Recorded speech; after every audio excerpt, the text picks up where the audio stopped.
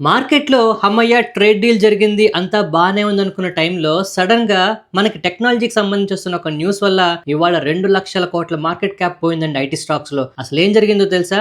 మన ఇండియాలోనే కాదండి, ప్రపంచవ్యాప్తంగా ఐటీ కంపెనీస్‌లో ఉద్యోగస్తులకి చాలా బ్యాడ్ టైమ్ వచ్చేలా కనిపిస్తోంది. యాంథ్రోపిక్ అనే ఒక కంపెనీ గురించి, ఆ కంపెనీ రిలీజ్ చేసిన ఆర్టిఫిషియల్ ఇంటెలిజెన్స్‌కి సంబంధించిన ఒక సాఫ్ట్‌వేర్ గురించి ఆ పేరెత్తితేనే ఐటీ కంపెనీస్ గజగజలాడిపోతున్నాయండి ఇప్పుడు. నిన్న అమెరికా మార్కెట్‌లో టెక్నాలజీ సంబంధించిన స్టాక్స్ అన్నీ కూడా విపరీతంగా కింద పడ్డాయి. ఆఖరికి మన ఐటీ స్టాక్స్ ఇవాళ ఇంత నెగిటివ్ ఉండడం కూడా కారణం అదే. డీటెయిల్స్ అన్ని మాట్లాడదాం. డిఫెన్స్ సెక్టర్ స్టాక్స్ మనకి ఇప్పటికే కాస్త ఇబ్బంది పడుతున్నాయండి. బడ్జెట్ లో పెద్దగా ఏం ప్రభావం చూపించలేదు అని చెప్పి. అలాంటిది ఒక స్టాక్ సంబంధించి వస్తున్న ఒక నెగిటివ్ న్యూస్ వల్ల ఆ కంపెనీకి ఇంకా రేపంటూ ఉండదేమో అనేలాగా కింద పడిపోతుందండి. మనకి ట్రేడ్ డీల్ కంప్లీట్ గా జరిగిపోయింది అనేలాగా అటు ట్రంప్ గారు కానీ లేదు అంటే మన ప్రధానమంత్రి గారు కానీ కామెంట్ చేస్తున్నారు. బట్ ఇంకా అఫీషియల్ గా స్టేట్మెంట్స్ అయితే రాలేదు, అవునా?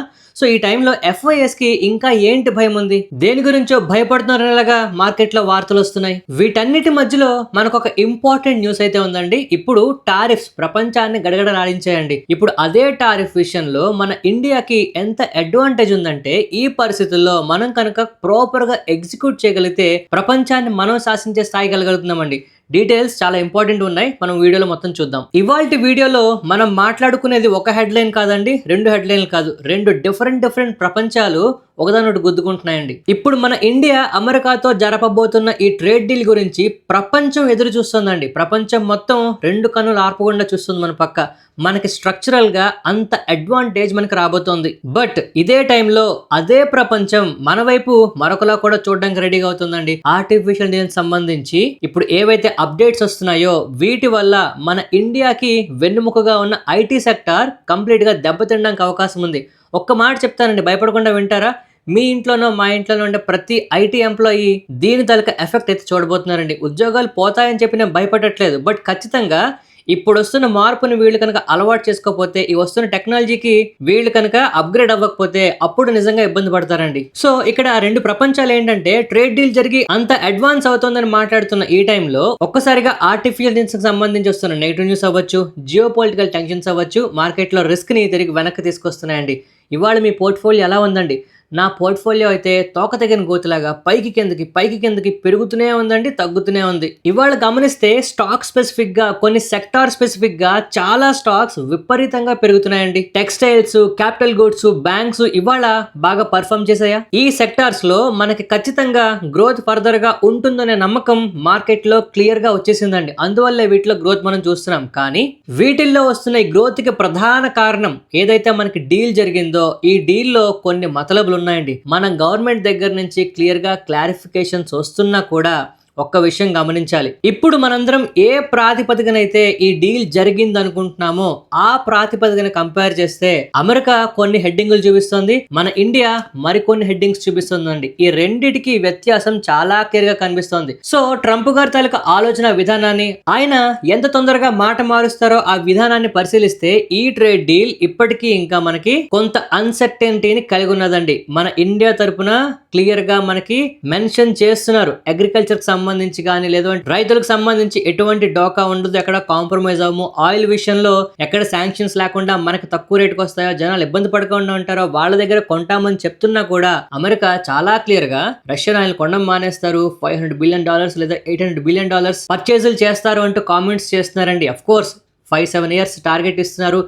ఏదైనా కూడా ట్రంప్ గారు ఎక్కడ మాట మార్చినా మన మార్కెట్లు ఉక్కిరిబిక్కిరి అయిపోతాయి. సో ఒకటి మాత్రం నిజం, ట్రేడ్ డీల్ కి ఒక బేస్ అయితే రెడీ చేస్తారండి. దీనివల్ల మార్కెట్ లో పాజిటివిటీ వస్తుంది, no doubt about it. Market లో మీరు నేను చెప్తున్నది కాదండి, మీ ఆలోచన నా ఆలోచన పక్కన పెడితే గ్లోబల్ గా ఉన్న బ్రోకరేజ్ సంస్థలు కానీ రేటింగ్ ఏజెన్సీస్ కానీ ఈ డీల్ గురించి, మన ఇండియా పరిస్థితి గురించి ఏం మాట్లాడుతున్నాయి? ఎందుకంటే సగటు ఇన్వెస్టర్ గా నిన్న మార్కెట్ లో పెరిగిన విధానం కానీ లేదు అంటే ఇవాళ ఒక్కరోజే ఐటీ సెక్టార్లో వస్తున్న భయాలకి ఐటీ కంపెనీస్ విలవిల్లాడిపోవడం కానీ మనం చూస్తుంటే అసలు అందరూ నిజంగా ఎక్స్పీరియన్స్ ఉన్న వాళ్ళు ఏం చెప్తున్నారో ఒకసారి మనం గమనించాలి. జఫ్రీస్ వాళ్ళు ఏం చెప్తున్నారో తెలుసా అండి? ఇంతవరకు మనకి ఈ టారిఫ్స్ విషయంలో అన్సర్టెనిటీ ఉండడం కానీ, మనకన్నా ఎక్కువ కాంపిటేటివ్ గా మిగిలిన దేశాలకి టారిఫ్లు తక్కువ ఉండడం కానీ, ఇవన్నీ కూడా ఇండియాకి కాస్త ఇబ్బంది పెట్టినా ఇప్పుడు జరుగుతున్న ట్రేడ్ డీల్ ఖచ్చితంగా కాంపిటేటివ్నెస్ ని పెంచుతుందని, అండ్ అందులో ఇండియా కాస్త ముందుకెళ్తుందని చెప్తున్నారండి.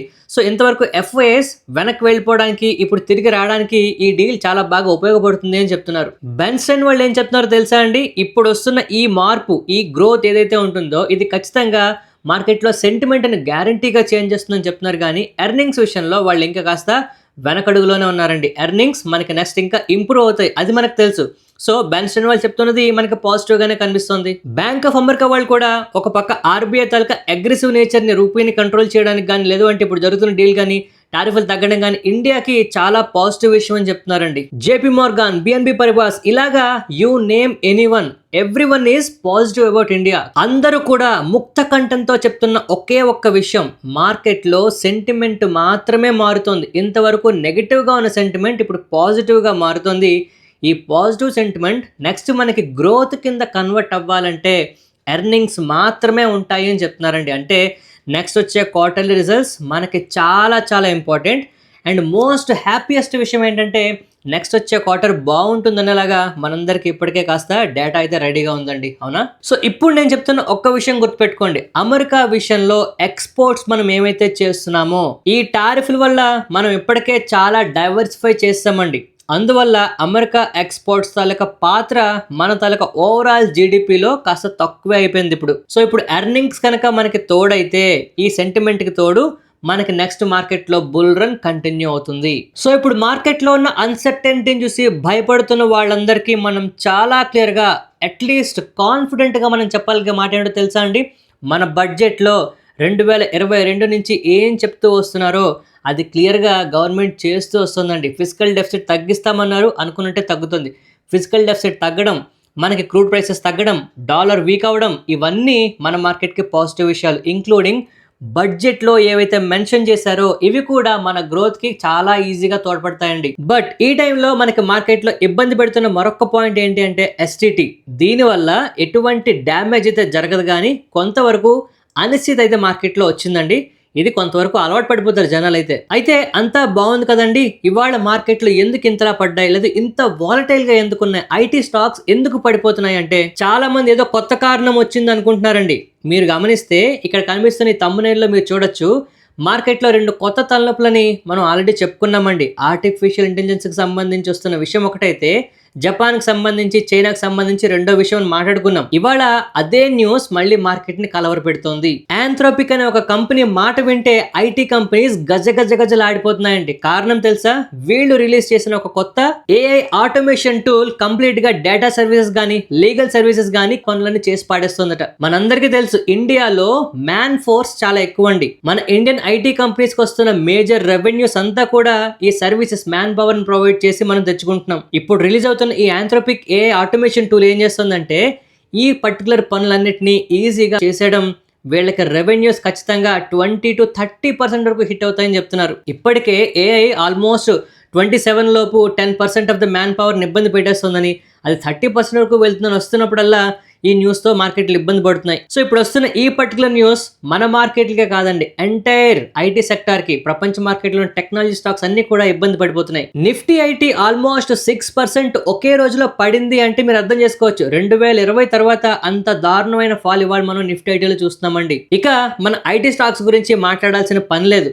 ఇప్పుడున్న పరిస్థితుల్లో మన రూపాయి వీక్ అయినా, స్ట్రాంగ్ అయినా, అమెరికా డాలర్ వీక్గా ఉన్నా, స్ట్రాంగ్గా ఉన్నా, రెసిషన్ వస్తుందన్న అంతకన్నా ఎక్కువ భయంగా ఇప్పుడైతే మార్కెట్లో పరిస్థితి ఐటీ స్టాక్స్లో కనిపిస్తోంది. బట్ ఒకటి మాత్రం గుర్తుపెట్టుకోండి, మన ఐటీ కంపెనీస్ ఇప్పటికే కొంతవరకు ఈ ఏఐ వైపు అడుగులు వేస్తున్నాయండి. ఇవాళ మనకి ఐటీ సెక్టార్లో వస్తున్న క్రాష్ని చూస్తే ఒకటి మాత్రం అర్థమవుతుందండి, మార్కెట్లు ఇక మీదట ఏఐ అనే పదానికి కాదు, ఏఐ తాలూకా ఎగ్జిక్యూషన్కి, ఆ ఎగ్జిక్యూషన్ నెక్స్ట్ వచ్చే రిజల్ట్ మీద మాత్రమే మనకు మార్కెట్లో గ్రోత్ అనేది కన్సిడర్ చేస్తాయి. ప్రతి కంపెనీ చివరిన ఏం తగిలించుకోవడం, మేము ఏ ప్రాజెక్టులు చేస్తామండం, ఏ ఇంటిగ్రేషన్ చేస్తానండం, మార్కెట్లు ఎంతవరకు పెరిగాయి. కానీ ఇప్పుడు ఏ కంపెనీస్ అయితే రిజల్ట్ చూపిస్తున్నాయో వాటికి మాత్రమే గ్రోత్ వస్తుంది. ఎగ్జాంపులే 2 రోజుల క్రితం మనం మాట్లాడుకున్నామండి, మైక్రోసాఫ్ట్ కుప్పకూలుతోంది, కానీ మెటా, ఫేస్బుక్ పెరుగుతోంది. కారణం ఏంటి? ఏ ఇంటిగ్రేట్ చేసిన తర్వాత మెటాలో రిజల్ట్స్ కనిపిస్తున్నాయి, మనకి అదే మైక్రోసాఫ్ట్లో రిజల్ట్ ఇంకా కనిపించట్లేదు. అందువల్ల మైక్రోసాఫ్ట్ స్టాక్ 10% పడిపోయిందండి, గమనించారా?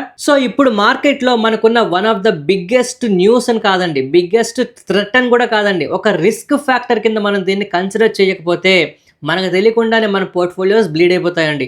సో అందువల్ల నెక్స్ట్ మనకి మార్కెట్లో వస్తున్న రిస్క్ని కనుక మీరు అంచనా వేద్దాం అనుకుంటే ఏఐని మీరు బ్రాకెట్లో ఉంచాలి. అది గ్రోత్ వస్తే పర్లేదు, కానీ అక్కడ ఏమైనా తేడా జరిగిందంటే మాత్రం అమెరికా మార్కెట్లు కుప్పకూలిపోవడం గ్యారంటీ. మీరు గమనించారు లేదో, గడిచిన 2 సంవత్సరాలుగా మన మార్కెట్లు కింద పడుతున్నా అమెరికా మార్కెట్లు పెరగడానికి గల ఏకైక కారణం ఆర్టిఫిషియల్ ఇంటెలిజెన్స్కి సంబంధించి వస్తున్న బూమ్. ఆ టెక్నాలజీ స్టాక్స్ అందుకే పెరుగుతున్నాయి.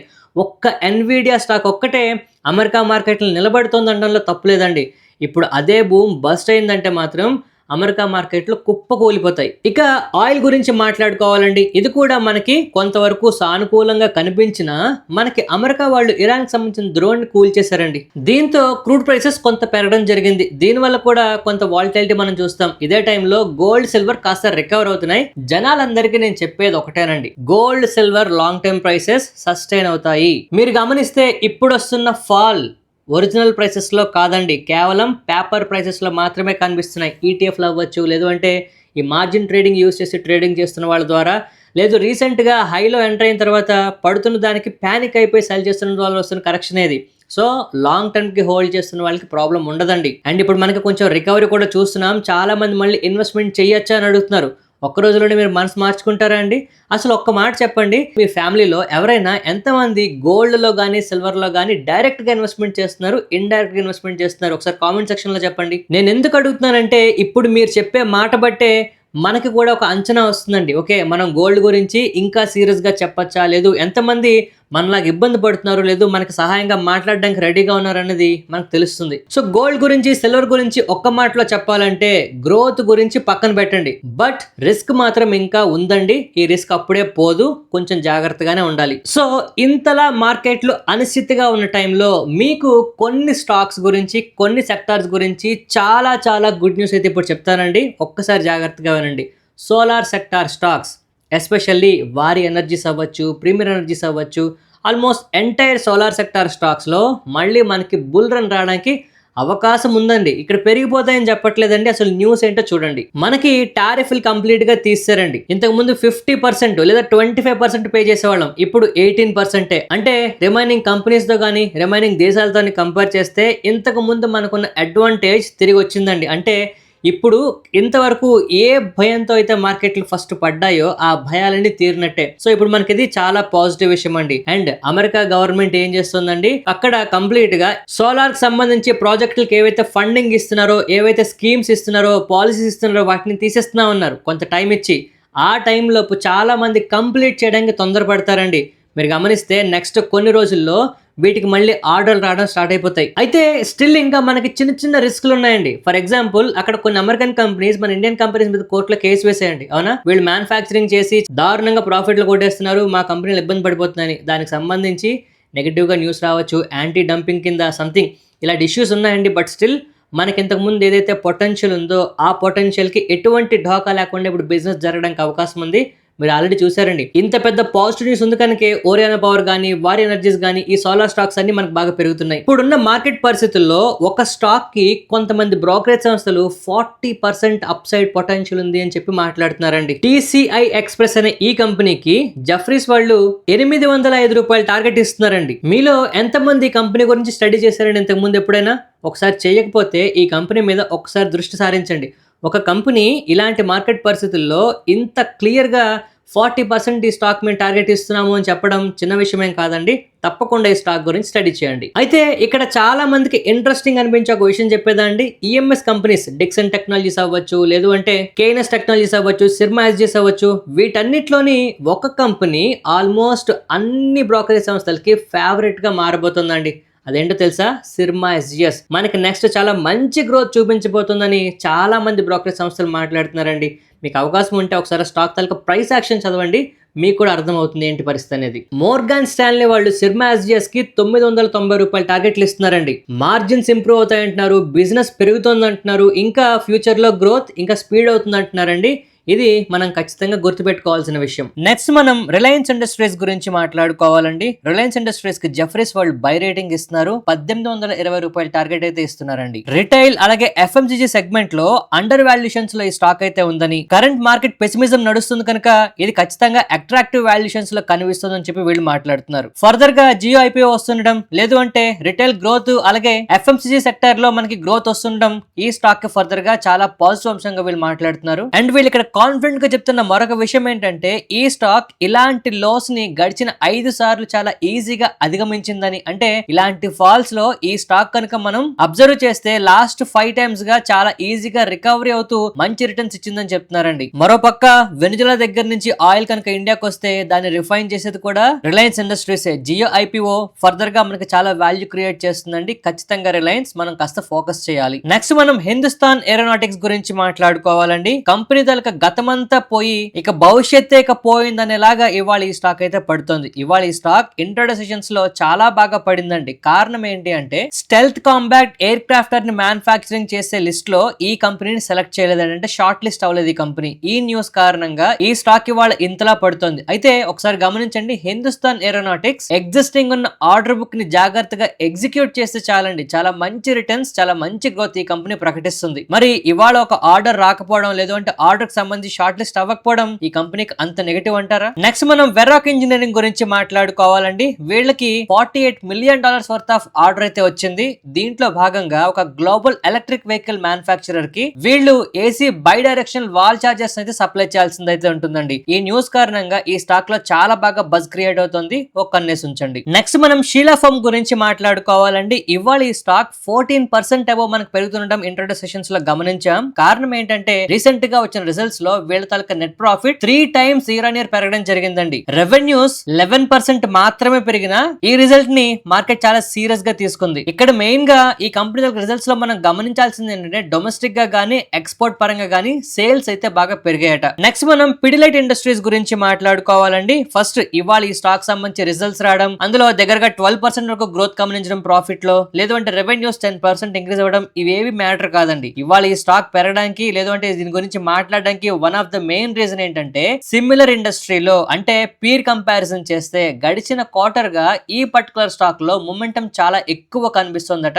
ఒకసారి గమనించండి. నెక్స్ట్ మనం ఇవాళ one of the important stock గురించి మాట్లాడుకుంటున్నామండి, లాయిడ్ మెటల్స్ అండ్ ఎనర్జీ. ఇవాళ ఈ స్టాక్ 13% అబౌవ్ పెరుగుతుండడం గమనిస్తున్నాం ఇంట్రాడే సెషన్స్ లో. కారణం ఏంటంటే రీసెంట్ గా వచ్చిన రిజల్ట్స్ లో నెట్ ప్రాఫిట్ 169% మనకు పెరగడం జరిగిందండి ఇయర్ ఆన్ ఇయర్ కంపేర్ చేసుకుంటే. రెవెన్యూస్ అయితే ఆల్మోస్ట్ 3 టైమ్స్ పెరగడం జరిగింది. వీళ్ళ తలక మైనింగ్, స్టీల్ అలాగే మైన్ డెవలపర్ కి సంబంధించి బిజినెస్ లో గ్రోత్ అయితే కనిపిస్తుందట. అండ్ బోర్డ్ ఆఫ్ డైరెక్టర్స్ కూడా రీసెంట్ గా వాళ్ళ తలక పెల్లెట్ కెపాసిటీని 2 మిలియన్ టన్స్ పర్ యానం కి పెంచడం అయితే జరిగిందండి. ఫర్దర్ గా new slurry pipe line setup చేయడానికి క్యాపెక్స్ కూడా 8,300 కోట్లతో చేస్తున్నారు. ఇది ఖచ్చితంగా ఈ మార్కెట్ లో ఫర్దర్ డేస్ లో చాలా బజ్ క్రియేట్ చేస్తుందండి. ఒక కన్నేసి ఉంచండి. నెక్స్ట్ మనం V2 రిటైల్ గురించి మాట్లాడుకోవాలి. రీసెంట్ గా వచ్చిన రిజల్ట్స్ లో వీళ్ళ నెట్ ప్రాఫిట్ 99.4% పెరగడం జరిగిందండి. గమనించండి, ఒక కంపెనీ ఒక క్వార్టర్ కి 99% గ్రోత్ చూపించిందంటే దాని అర్థం ఏంటండి? ఖచ్చితంగా చాలా మంచి బిజినెస్ చేస్తుంది అని అర్థం.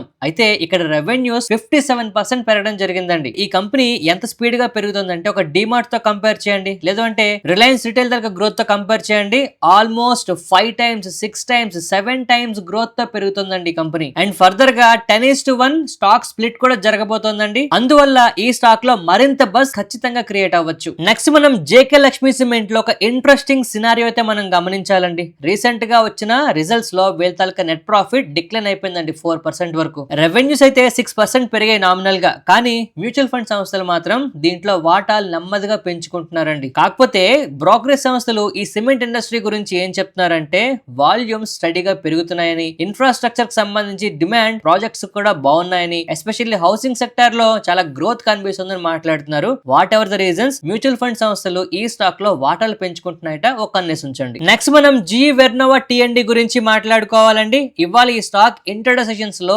8% అబౌవ్ పెరుగుతుండడం గమనించామండి. గడిచిన 1 ఇయర్ గా ఈ స్టాక్ లో కనిపిస్తున్న గ్రోత్ గమనించారా అండి? ఎస్పెషల్లీ ఇది ఏ సెగ్మెంట్ లో ఉంది, ఏ సెక్టార్ లో ఉంది, ఆ సెక్టార్ కి సంబంధించి రీసెంట్ గా వస్తున్న న్యూస్ ఏంటి, ఇలాంటివి గమనిస్తే మీకు ఖచ్చితంగా ఈ కంపెనీ గురించి ఒక ఇంప్రెషన్ అయితే ఫామ్ అవుతుందండి. సో ఫైనల్ గా ఇవాల్టి వీడియోలో మార్కెట్ లో ఉన్న పరిస్థితిని 4 మాటల్లో చెప్పాలంటే మనకి సెంటిమెంట్ అనేది రీసెట్ అయింది, నెగటివ్ నుంచి పాజిటివ్కి మారుతుందండి. కానీ ఎర్నింగ్స్లో మెరకిల్స్ జరుగుతున్నాయి.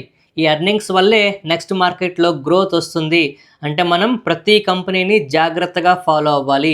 ట్రేడ్ డీల్ అనేది ఒక సెంటిమెంట్ బూస్టర్గా మాత్రమే మనం ప్రస్తుతానికి కన్సిడర్ చేయాలి. అంతకు మించి ఎక్కువ ఆలోచనలు పెట్టుకోవద్దు. ఈ ఎస్టీటీ వల్ల మనకి నియర్ టైంలో మార్కెట్లో కొంత అనిశ్చితి వస్తుందండి. ట్రేడర్స్ దీనికి అలవాటు పడిపోతారు. కానీ మనకి రీసెంట్గా వచ్చిన బడ్జెట్ ఖచ్చితంగా మన తాలూకా గ్రోత్కి చాలా చాలా దోహదపడేలాగా కనిపిస్తుందండి. గవర్నమెంట్ క్లియర్గా ఎకానమీకి సంబంధించి మన ఫిజికల్ డెఫిసిట్కి సంబంధించి తీసుకుంటున్న స్టెప్స్ ఫలిస్తున్నాయి. మనం డిక్లైన్ అనేది చూస్తున్నాం ఫిజికల్ డెఫిసిట్లో. ఇది మార్కెట్కి లాంగ్ టర్మ్లో గ్రోత్ని పక్కా తీసుకొస్తుంది. ఇక మూడో విషయం ఏంటి అంటే గ్లోబల్గా మనకి తెలియకుండా మనల్ని ముంచడానికి వస్తున్న మరొక ముప్పు ఆర్టిఫిషియల్ ఇంటెలిజెన్స్. ఇక్కడ ముప్పు అంటే ఏంటండి, ఐటీ ఉద్యోగాలు చాలా ఇబ్బంది పడే రోజులు రాబోతున్నాయండి. ఒకవేళ ఎగ్జిక్యూషన్ కనుక వీళ్ళు తొందరగా అలవాటు చేసుకోకపోతే ఈ ఏఐకి సంబంధించి ఐటీ కంపెనీస్ లో భయంకర మార్పులు మనం చూస్తాము. ఇక ఫైనల్ గా మనం గుర్తుపెట్టుకోవాల్సింది ఈఎంఎస్ సెక్టార్ స్టాక్స్ లో కానీ, పోర్ట్స్ లో కానీ, లేదు అంటే semi conductors, data centres, pharma and textiles, ఈ కంపెనీస్ ని మనం అస్సలు మర్చిపోకూడదండి. వీటిల్లో మనకి నెక్స్ట్ డెకేడల్ థీమ్ మనకి స్టార్ట్ అవబోతోంది. సో ఇవాల్టి వీడియోలో మనం డిస్కస్ చేసే ప్రతి పాయింట్ కూడా మనకి ఫ్యూచర్ ఆపర్చునిటీస్ ని, ఎగ్జిస్టింగ్ ఉన్న రిస్క్ ని మనం కవర్ చేసామండి. ఇదేదో సింగిల్ లైన్ లో మనం కవర్ చేస్తున్న స్టోరీ కాదండి. మార్కెట్ లో చాలా అంశాలు మనల్ని ఎఫెక్ట్ చేయడానికి, మనల్ని ముందుకు తీసుకెళ్ళడానికి కూడా రెడీ అవుతున్నాయి. వీటిని ఒకదాన్నొకటి సంబంధం లేకుండా సెపరేట్ గా చూడొద్దండి. అన్నిటిని కలిపి మనం ఫాలోఅప్ చేయాలి. ఈ వీడియో నచ్చితే తప్పకుండా లైక్ చేయండి. మన ఛానల్ని మరింత మందికి చేరువయ్యేలాగా మీ ఫ్రెండ్స్ అండ్ కొలీగ్స్ అందరికి షేర్ చేయండి.